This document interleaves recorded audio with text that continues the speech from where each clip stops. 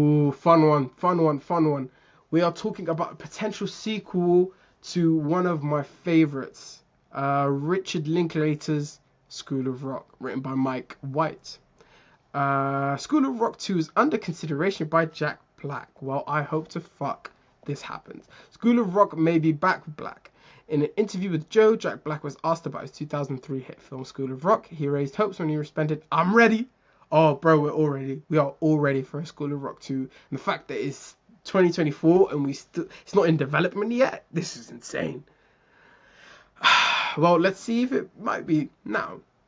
I wish there'd be a School of Rock 2 Electric Boogaloo. Great title. He said, giving a shout out to the 1984 sequel Breakin', titled Breakin' 2 Electric Boogaloo. For the uninitiated in School of Rock, Black played Dewey Finn, a substitute teacher who enlists some misfit students to form a rock band. The film later inspired a Broadway musical adaptation. There was also a show on Nickelodeon, I believe. Oh, I should not mention Nickelodeon in this climate. Moving on. Black has teased the sequel before, but has always backed away from his comments in later interviews. So fans shouldn't get his hopes too high. Any sequel would have to have the original Rock students assume the role of parents, since they are largely in their 30s now. And we've also sadly lost the drummer as well. He's sadly passed away, which would suck.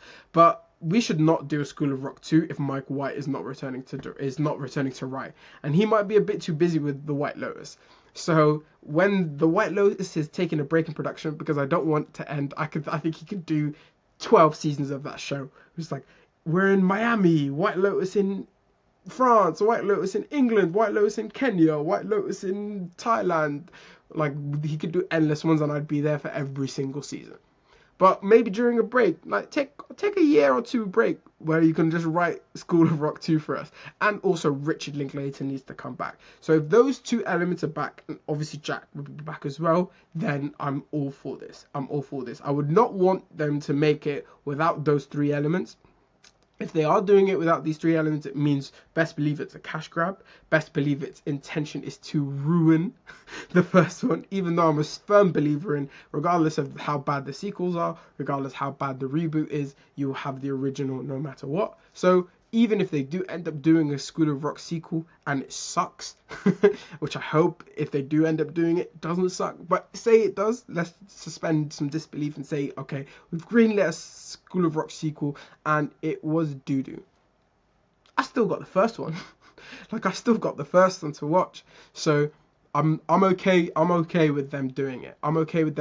And hopefully they do it properly, and hopefully they sort of bring those elements that made it so fun. I don't know how you do it again plot wise. Like, is it like in the article they said maybe let's have the kids come back as parents, but where's the conflict there? Because the whole conflict of the first one was he got these prep school kids to be in a rock band, like as opposed to like playing in a choir, which all their like uppity parents would have wanted them to do, as opposed to be in Battle of the Bands. So if he's got like, if all of them kids now are parents and he's teaching their kids, surely their parents are already cool with the whole like being in School of Rock, because they were all in School of Rock previously. So if they do end up doing it, I'd be really intrigued to see how they go with it plot wise. It means that it's going to be something completely fresh, and I hope so, but I hope it still feels like School of Rock. Do you know what I mean? And obviously, make sure you have to pay ode to the drummer. That's a huge part of it.